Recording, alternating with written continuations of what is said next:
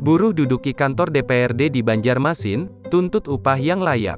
Ratusan buruh di Banjarmasin, Kalimantan Selatan, Kalsel, berunjuk rasa menduduki kantor Dewan Perwakilan Rakyat Daerah, DPRD, Kalsel menuntut upah layak. Kamis, tanggal 25 November tahun 2021.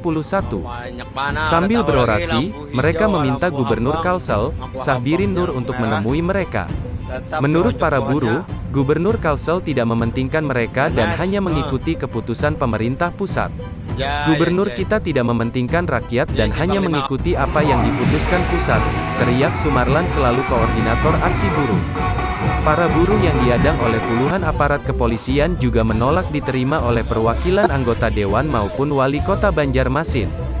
Kami tidak mau ditemui wali kota, Kadis Depnaker, anggota dewan, asisten dan lain-lain.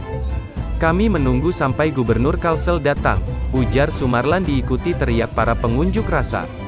Sumarlan menyatakan, kenaikan upah buruh tahun 2022 di Kalsel sangat rendah yaitu hanya sebesar Rp29.000.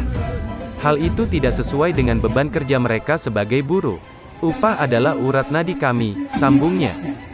Dua hal yang pernah dilakukan oleh seorang gubernur Kalimantan Selatan.